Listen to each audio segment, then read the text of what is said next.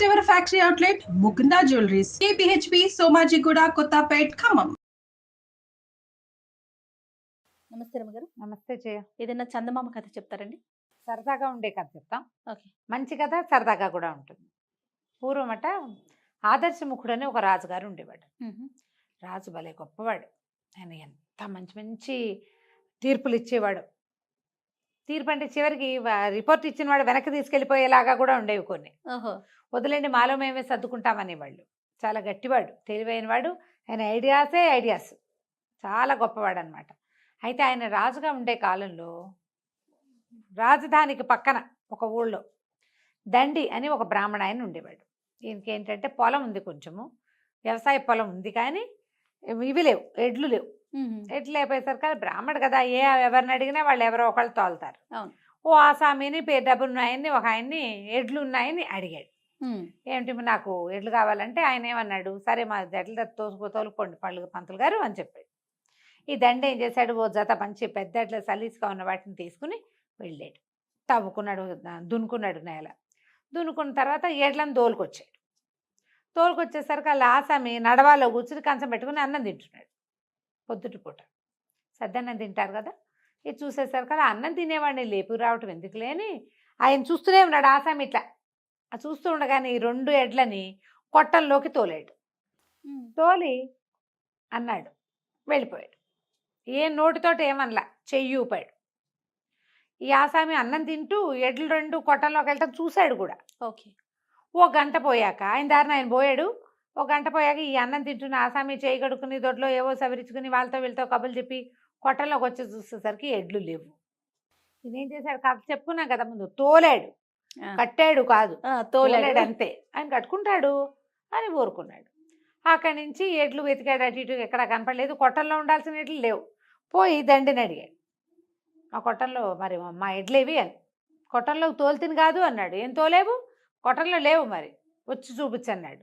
వెళ్తే ఏముంది, కొట్టం ఖాళీ, అందులో ఎడ్లు లేవు. నేను తోలేను, నువ్వు చూసావు అంటాడు. నువ్వు నాకు చెప్పలేదు, నువ్వు తోలలేదు అంటాడు ఈయన. నువ్వు నాకు చెబితే వేరు, నా ఎడ్లను నాకు అప్పచెప్పాలి, నేను నీకు అప్పచెప్తాను కాదు, నువ్వు కూడా నాకు అప్పచెప్పాలి కదా. ఇక ఇప్పుడు నా ఎడ్లు నాకు ఇస్తావా చస్తావా అని కూర్చున్నాడు. ఎడ్లకి ఒక జత ఉంటే దున్నుకోవడానికి గతి లేనివాడు కొనుక్కుని వచ్చి ఎక్కడి నుంచి ఇస్తాడు. అక్కడి నుంచి ఆసామి గారు ఒప్పుకోలే. పదా రాజుగారి దగ్గరకు నీ సంగతి తెలుస్తానన్నాడు. ఇద్దరు బయలుదేరారు.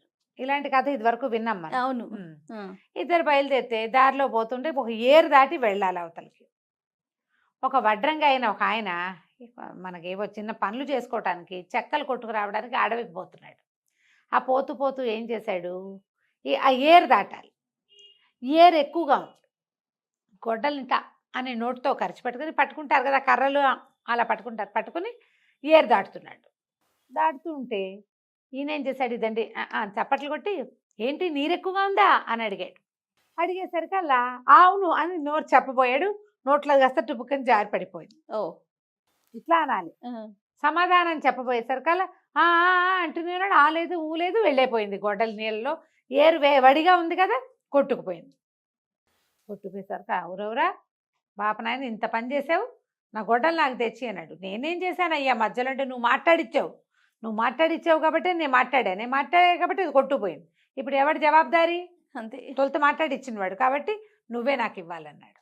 అనేసరికి ఇప్పుడు ఏం చెయ్యాలి, ఆసామి అన్నాడు, మేము ఎలాగో రాజుగారి దగ్గరికి తీర్పు పోతున్నాం, నువ్వు కూడా రా అన్నాడు. ఆ ఏరు దాటితే బోళ్ళంత గడ్డి గాదం బోళ్ళని కనపడుతున్నాయి. ఒక చెట్టు కింద ఒక అంత మేకల మంది ఉంది. ఆ మందంతా చెట్టు కిందే మేస్తుంది ఒక చోటే. అయితే ఏమన్నాడు, బ్రాహ్మణానికి నోరు ఊరుకోదన్నమాట. నాకు మళ్ళీ పాపం ముందుకెళ్తూ, ఏరా అబ్బి ఎందుకురా నీ మేకలు ఇక్కడే మేస్తున్నాయి, అదంతా పైన బీడంతా బాగా పచ్చిక బీడు బాగుంది కదరా పైకి అంటే, ఏమోనండి ఏం చేసినా ఇక్కడే మేస్తాయి అయ్యగారు, ఎవరిని అడిగినా సమాధానం చెప్పట్లేదు, మీరు ఎక్కడికి వెళ్తున్నారు అన్నాడు. మేము ఆదర్శముఖ మహారాజును చూడడానికి వెళ్తున్నాం అంటే, రాజుగారిని కనుక్కొని చెప్పండి, ఎందుకు నా మేకలు ఇక్కడే మేస్తాయో నాకు తెలీదు, తోలినా సరే మళ్ళీ పరిగెత్తుకుంటూ ఇక్కడికే వచ్చేస్తాయి. అక్కడంతా గడ్డి ఉంది బాగా, ఇక్కడ కొంచెమే ఉంది, అయినా సరే ఇక్కడే వేళ్లాడుతూ ఉంటాయి, అవి వెళ్ళవు. సరే బాగానే ఉంది. అక్కడి నుంచి ఇంకా కొంచెం ముందుకెళ్ళారు. వెళ్తే ఒక పెద్ద పాముల పుట్ట దగ్గర కొంచెం యువతలుగా నిలబడి ఇట్లా చూస్తున్నాడు దాంట్లోకేసి. వాళ్ళిద్దరు పక్కన ఒక ఆసామి ఒక వడ్రంగి ఇద్దరు ఉన్నారా, వాళ్ళు నోరు మూసుకుని ఉంచున్నారు, నడుస్తున్నారు. ఈ భట్టి గారికి దండికి తోచదనమాట. ఏమిట్రా అబ్బాయి పొట్లో చూస్తున్నావు అన్నాడు. అనేసరికల్లా ఈ పొట్లో ఓ పావుందండి, అప్పుడప్పుడు కాపాడుతుంది, కనపడుతూ ఉంటుంది. అయితే పొద్దున ఇందాక అది నేను ఇక్కడ చెట్టు కింద కూర్చుని పిల్లంగో ఊదుకుంటుంటే ఇందులో నుంచి వచ్చిందండి, పొట్లో నుంచి జర జర జర జర పాకేసింది. ఒక గంట 2 గంటల తర్వాత వచ్చింది. అది ఇప్పుడు మళ్ళీ లోపలికి వెళ్ళబోయేటప్పుడు వెళ్ళటం లేదండి, అది వెళ్ళలేకపోయింది. వచ్చేటప్పుడు సులువుగా వచ్చేసింది, వెళ్ళేటప్పుడు ఎందుకు వెళ్ళలేకపోతుందో తెలియదు. చచ్చిపోయింది అది వెళ్ళటానికి, ఎంతసేపు పట్టిందో దానికి ఎందుకో తెలియట్లేదండి, ఎవరినైనా అడగాలన్నాడు. అని మీరు ఎక్కడికి వెళ్తున్నారంటే రాజు దగ్గరికి వెళ్తాం. అయితే రాజుగారిని అడగండి, పాము బయటకు వచ్చేటప్పుడు వేగంగా వచ్చి లోపలికి వెళ్ళేటప్పుడు తేలిగ్గా ఎందుకు వెళ్ళలేకపోతుంది, ఎందుకు టైట్గా వెళ్తుంది. మంచి ప్రశ్నే. ఈ 4 ప్రశ్నలు పుచ్చుకుని పోయారు. 2 తీర్పులు, 2 ప్రశ్నలు. తీరా వెళ్ళేసరికల్లా ఏమైంది, రాజుగారు సరే వీళ్ళందరినీ విచారించాడు. విచారిస్తే దండ ఏం చెప్పాడంటే, స్పష్టంగా ఎడ్లను నేను లోపల తోలానండి, నడవాలో కూర్చుని అన్నం తింటున్నాడు, అక్షరాలా చూశాడు. ఈయనేమంటాడు, నాకు చెప్పలేదండి అంటున్నాడు ఆసామి. అయితే ఈయన ఏమన్నాడు, ఆదర్శం ఒకటి తీర్పు చాలా బాగుంది, చూసి కూడా లేచి వచ్చి నీ ఎడ్లని కట్టుకోలేనందుకు నీ కళ్ళు పొడిపించేస్తా. రాముడు తను ఎడ్లు తీసుకెళ్ళినవాడు, ఇదిగో నీ ఎడ్లు అని నీకు అప్పచెప్పినందుకు ఆయనకి 4 పీకిచ్చేస్తా.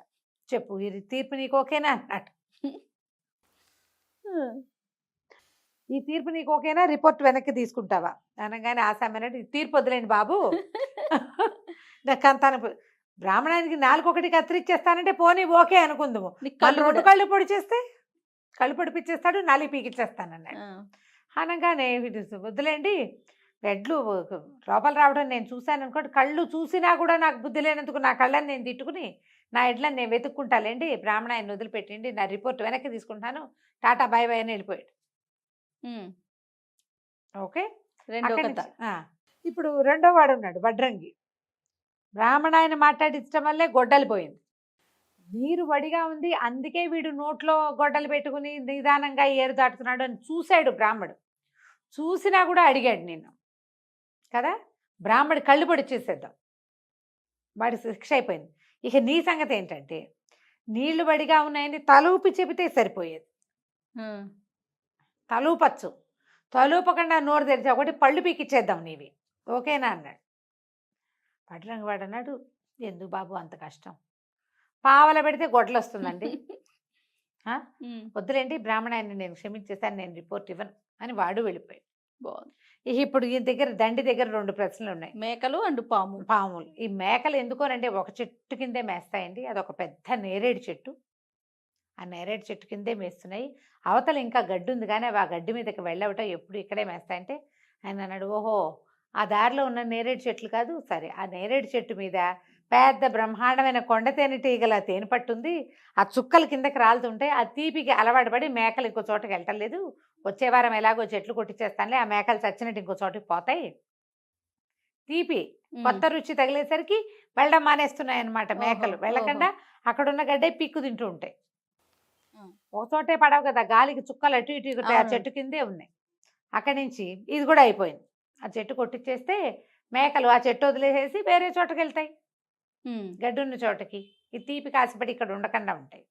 2వ క్వశ్చన్, ఇక్కడ పాము బయటకు వచ్చేటప్పుడు ఆకలితో వస్తుంది, బక్క చిక్కిపోయింది, పొట్టలో ఆహారం అంతా అరిగిపోతుందా, బయటకు వచ్చేస్తుంది చకచక చకమని. అది వచ్చేటప్పుడు ఏం చేస్తుంది, ఒక 4 కప్పలనో ఓ 2 అడవి కోళ్లనో దేన్నో మింగేసి వస్తుంది, తినొస్తుంది, అందుకని లావుగా అయిపోతుంది, లోపలికి వెళ్ళేటప్పుడు ఆ కంతలోకి అందుకని వెళ్ళలేకపోతుంది. అంతే బాబు, బ్రెయిన్ పెడితే సరిపోయేది అని చెప్పాడు. ఈ 2 సమాధానాలు తీసుకుని 2 తీర్పుల గురించి నవ్వుకుంటూ ఆ దండి మళ్ళీ వెనక్కి నడిచెళ్ళి వెళ్తూ అక్కడ ఉన్నవాడికి, ఆ మేకల వాడికి ఆ కబురు, పాము దగ్గర ఉన్నవాడికి 2వ కబురు చెప్పి తన గ్రామానికి వెళ్ళిపోయాడు. కథ కంచికి మనం ఇంటికి. చాలా బాగుందండి. నమస్తే రమ్మగారు. నమస్తే.